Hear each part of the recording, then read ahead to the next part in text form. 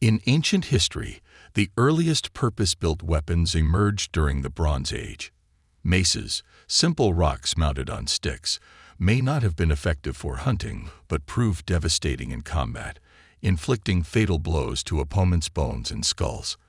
As the Bronze Age progressed, the sword made its debut, initiating a continual refinement of weapons to maximize their lethality while minimizing the chances of retaliation. The epitome of this evolution is the armed drone, an unmanned aerial vehicle capable of hovering at high altitudes for extended periods before launching deadly missiles at its target. These modern advancements have transformed the face of warfare, making the act of killing seem distant and detached, almost akin to a video game. Throughout history, the weaponry of war has evolved from basic rocks to sophisticated rockets, with some innovations standing out as revolutionary for their deadly efficiency. Maxim machine gun. The 19th century saw a revolution in firearms technology. Machine tools allowed for greater precision in gunsmithing. Misfires became less common with the introduction of the percussion cap and cartridge ammunition. Smokeless powder burned more cleanly and evenly than black powder, and gunsmiths were quick to realize the potential of utilizing a weapon's recoil to increase its rate of fire.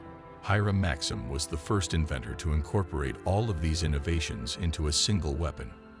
The Maxim gun, developed around 1884, was a recoil-operated, belt-fed, water-cooled machine gun that fired more than 500 rounds per minute at an effective range of more than 2,000 yards.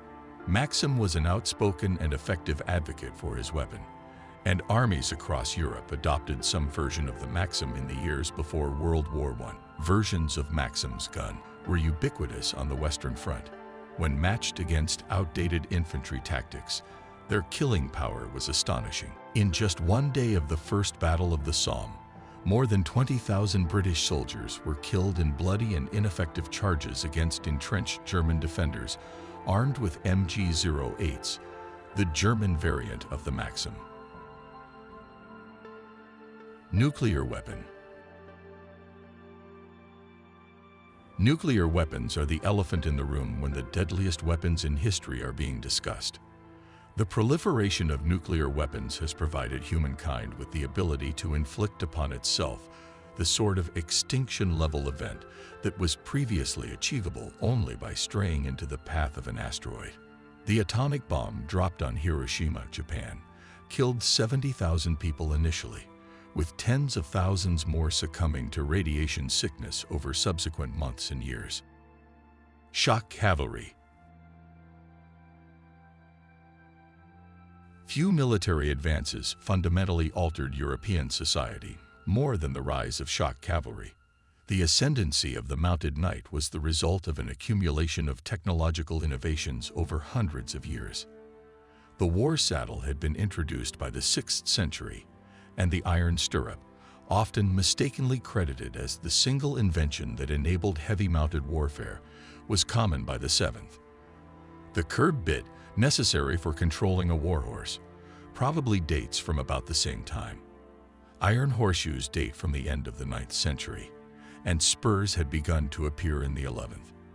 By the 12th century, these factors had combined with increases in the size and power of warhorses and steady improvements in personal armor to place the mounted knight at the apex of the European battlefield. Greek fire.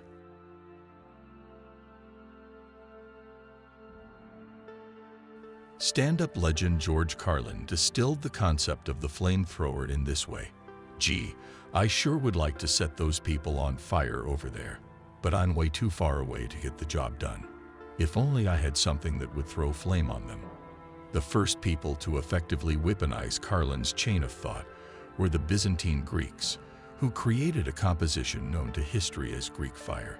The composition of Greek fire was such a closely guarded secret that its exact formula remains unknown, but its effectiveness in combat likely prolonged the life of the Byzantine Empire. A modern version of Greek fire, napalm, first saw use during World War II. Incendiary bombs containing napalm were among the ordnance used in the Allied bombing of Dresden, on February 13 to 15, 1945, and the firebombing of Tokyo on March 9 to 10, 1945. The former killed at least 25,000 people and destroyed one of Europe's great cultural centers, while the latter killed at least 100,000 civilians, a total that exceeded the initial death toll of Hiroshima and razed half of the Japanese capital. Critics deemed these attacks to be war crimes, but Allied planners defended them as essential to the overall war effort. Submarine. Early submarines were far more lethal to their own crews than they were to their intended targets. The Confederate submarine H.L. Humbly sank repeatedly before its successful spar torpedoing the Union sloop Housatonic. Even this success must be qualified, however, as the attack resulted in the Hundley sinking again, with the loss of all hands. By the late 19th century, advances in gasoline engines and electric motors had addressed the issue of propelling the boat above and below the water, and design improvements had greatly bolstered the seaworthiness of the craft. By World War I, all major naval powers were employing submarines in their fleets, but German U-boats would unquestionably have an outsized influence on the war's outcome.